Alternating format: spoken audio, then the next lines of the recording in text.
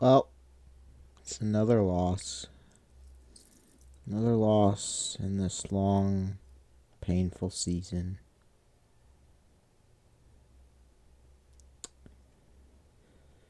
At least we're not the Giants.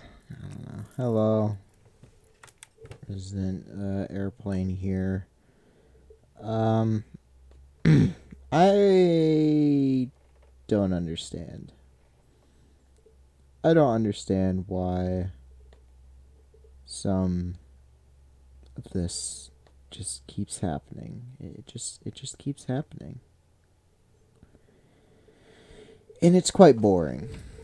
It's 5 turnovers on Sunday. 5 turnovers against a defense that isn't all that great. Badgen threw 3 interceptions. Even though he had like above average touchdown numbers. He had a good first half, but it was just another game where the Bears just suck. That is terrible. I can't express enough how disinterested I am in this team. I've given more shits about the Cubs this past day. And sure, that's probably because the Cubs just hired a sexy new manager. But honestly, I'm going to probably pay attention more to their offseason than the Chicago Bears. Because this is terrible. I can't even begin. Like, I'm dead inside with this team at this point. I thought we had hit, rock bottom, but the only thing that we can go up is if we start a run after this week. That's the only way that you can prove to me that we're actually going to do something after this. Because we have the easiest game on the schedule this week. Next week. The Carolina Panthers on Thursday Night Football. Now, to the rest of the world, this is some god-awful matchup that should have never gone on Thursday Night Football. But to us Bears fans, it'll be the reckoning. It'll be which team we're going to have to root for in the losing department. Do we need to lose out? Whoever loses that game, us Bears fans will have to pray that we just lose out the rest of the year. It could be us. It could be us. I'm entirely saying it could be us. And while the Panthers, they recently won, we're just dead.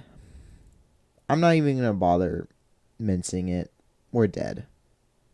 We're pretty much dead weight to the entirety of the NFL. We're just like the first 2 to 3 decades of New Orleans Saints existence. And the thing that bugs me the most is that despite committing 5 turnovers, and a bunch of them just in a row, interception, punt, fumble. That was their entire fourth quarter. And you know how much they got out of it? A touchdown on the drive before the first interception.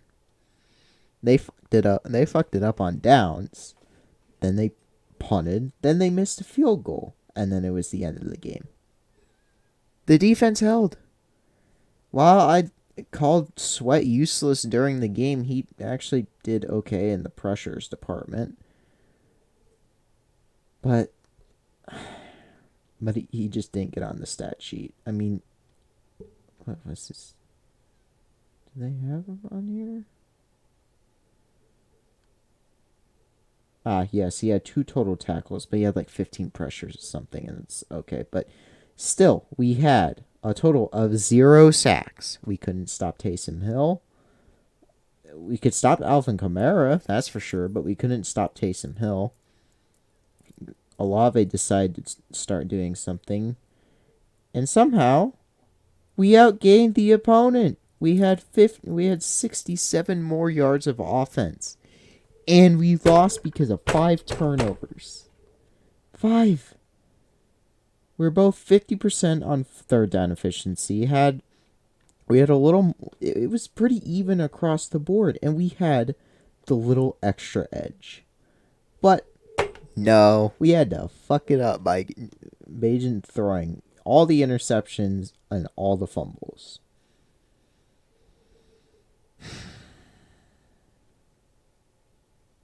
It just disappoints me.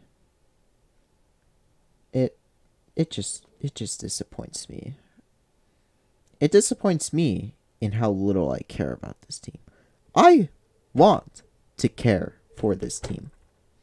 I want to. But they're not allowing me to care for them. In 2020, I cared more for the team during their 10-game losing streak in 2022. Because it was a fun 10 weeks of watching Justin Fields develop into what looked like an actual quarterback. Problem is that he's injured. And hopefully he can come back for the Thursday game. I'll actually be at a basketball game because I feel so disinterested in this. I'd rather watch Nebraska beat up on Florida A&M. I'd love to care for this, but I can't. I can't care for it when they have shown nothing. They haven't shown life. They've shown improvement, but everywhere else they have not shown life. And until they do, I'm just going to be sad. Anyway,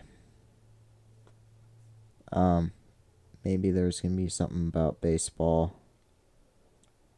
I honestly didn't expect that managerial hiring, but maybe there will be something there. I don't know. I'm too dead inside to care about that kind of garbage. And at least I have basketball season.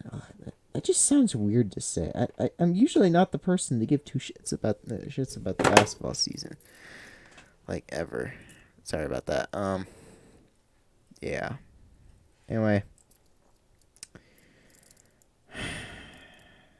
Thanks for watching.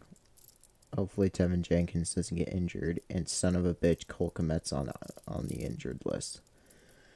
Why do you have... Why? Like seriously, why does everyone I love gets injured? I have Cole Kmet on my fantasy team, and I just have to pray that these two running backs don't do anything, and oh no. Anyway. Sorry about that little tirade. Anyway. See you later. Bye-bye.